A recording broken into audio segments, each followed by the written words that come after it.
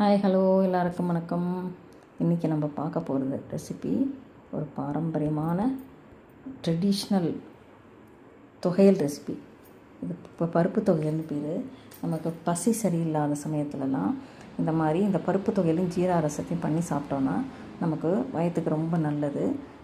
இது எல்லோரும் சாப்பிட்லாம், குழந்தைகள் பெரியவா எல்லாருக்கும் சாப்பிட்லாம். காரம் கூட அதிகம் இருக்காதனால சின்ன குழந்தைக்கு கூட நீங்கள் கொடுக்க முடியும். அவளை விரும்பி சாப்பிடுவா, வயசானவா பெரியவா எல்லாருமே சாப்பிட்லாம்.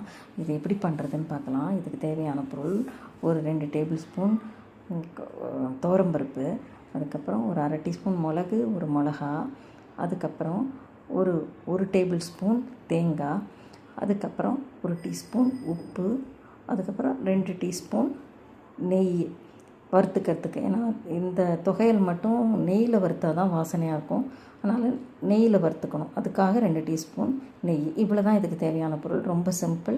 இப்போ நம்ம எப்படி பண்ணுறதுன்னு பார்க்கலாம்.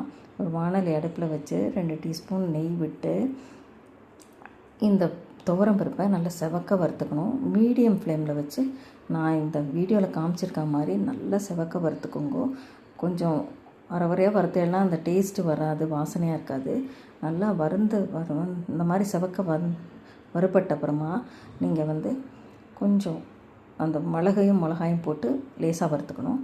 அதுக்கப்புறம் தேங்காயும் போட்டு செவக்க வறுத்துட்டு அதுக்கப்புறம் இதை நல்லா ஆற விட்டுட்டு ஒரு மிக்ஸி ஜார் எடுத்து இந்த வறுத்து வச்ச தேங்காய், பருப்பு, மிளகா எல்லாத்தையும் போட்டுட்டு ஒரு டீஸ்பூன் உப்பு எடுத்து வச்சோம் இல்லையா, அதையும் அதிலேயே போட்டு கொஞ்சம் குறப்பாக முதல்ல அரைச்சிக்கோங்க. அரைச்சிட்டு கொஞ்சம் கொஞ்சமாக தண்ணி சேர்த்து நல்லா கெட்டியாக துவையல் பதத்துக்கு அரைச்சிக்கணும். அது நீங்கள் பார்த்து சேர்த்துக்கணும். தண்ணி அதிகமாகிட்டால் அது டேஸ்ட்டு நல்லா இருக்காது. அதனால் பார்த்து மிக்ஸ் பண்ணி அரைச்சிக்கோங்க. அரைச்சி முடிச்சுட்டு அதை பார்த்தோன்னா அப்படியே கோல்டன் கலரில் இருக்கும். ரொம்ப டேஸ்ட்டாக இருக்கும். இது எல்லாருக்கும் உடம்புக்கு நல்லது. டயபெட்டிக்கெலாம் ரொம்ப நல்லது. ஜீரா ரசத்தோடு இதை தொட்டு சாப்பிடுவா, சில பேர் பிசைஞ்சும் சாப்பிடுவா. ஜீரா ரசம் எப்படி பண்ணுறதுங்கிறத நான் இன்னொரு வீடியோவில் உங்களுக்கு சொல்கிறேன்.